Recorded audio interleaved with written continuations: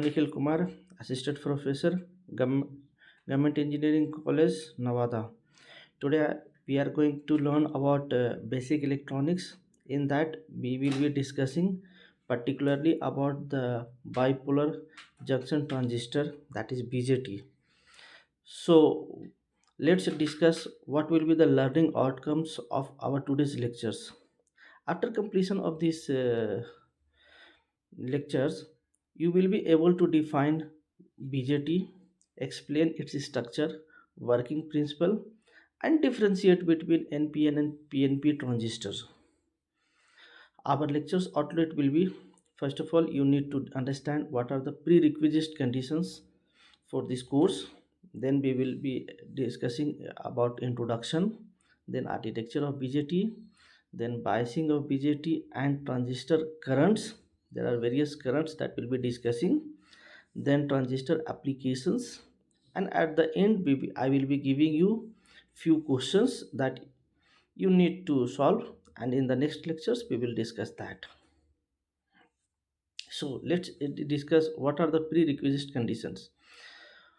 To understand this BJT, you need to have the basic knowledge of semiconductor, that is PN junction, doping, charge, charge carrier, NPN, N-type semiconductor, P-type semiconductor, and also you have to discuss, you have to understand the current, voltage, and resistance. So, about PN junctions, doping and carrier charges, and N-type and P-type semiconductor, we have already discussed in the previous classes. And about the current, voltage, and resistance, you must have learned in basic network theory classes. So hope that you have already brushed up your previous these topics. So let's begin our today's lecture. So can anybody tell what do you mean by transistor?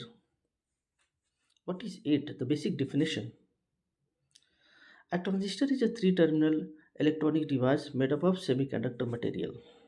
Transistors have many uses, including amplification, switching, voltage regulations, and modulator signals. So basically, if you see any transistor, it has a three terminal devices, and it's made up of semiconductor devices, and that devices will be using for such things.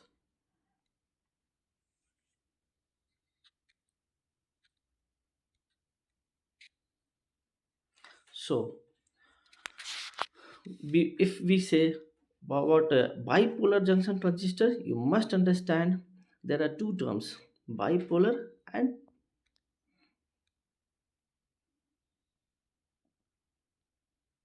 transistors.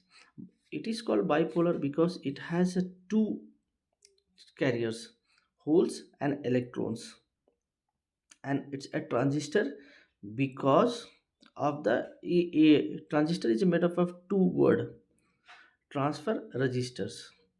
And your assignment will be, what do you mean by transfer resistor? That is transistors. I will give you the basic idea, and we will discuss this once you read and you come up with some solution. So a transistor is a three terminal devices in which one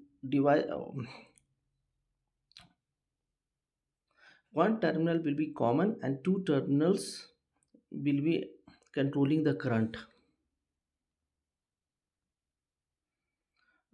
So far the type of transistor is concerned, it is of two configuration, PNP and NPN transistors. You must see the symbolic representations also, and it has a three terminal, that is emitter, base, collector.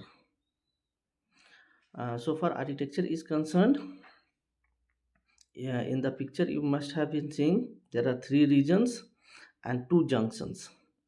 The three regions are emitter, base, collectors, in which emitter is highly doped, base is medium doped, and in fact and collector is lightly doped. Area wise if we see, then the thickness of base is the least, and the collector will be maximum. And there are two depletion regions in between base and emitter and base and collectors. And we have three configurations in which we can operate the BJT. That is, we can either make base common, so common base configuration, then we can make a common emitter or common collector depending upon the various applications. Biasing is concerned, then we have a two depletion regions in which we can make both depletion region in forward bias, or we can make one in a forward bias, another is in reverse bias, or we can make both in reverse bias depending on the various applications.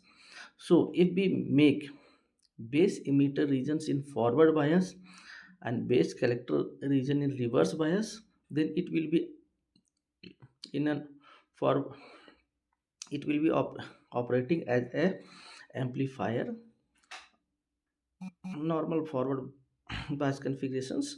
If we make both, if we make both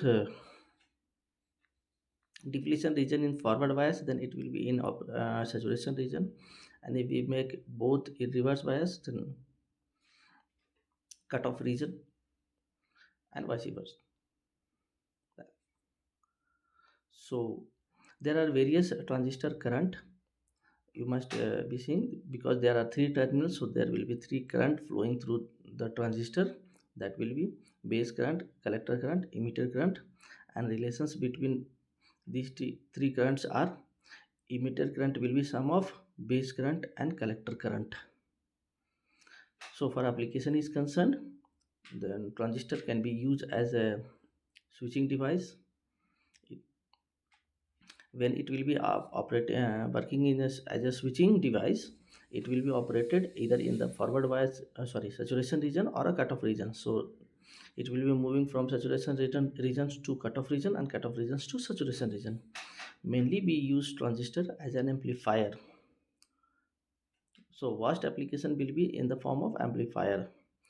It can be also used as a variable resistor. It could be used in impedance matching and voltage regulation. So there are a few questions that you need to answer. So first, why the reverse bias current in a PN diode is small? There are three. You have a three options. You have to give the correct answer. Second question, you must be seeing in the picture. It's a multiple types questions. So if the magnetic carrier concentrations of NPN and PNP can be increased, what will happen to I naught? That is reverse saturation current. Whether it will increase, decrease, or remain same. You need to answer these two questions, and we will discuss these questions in the next class.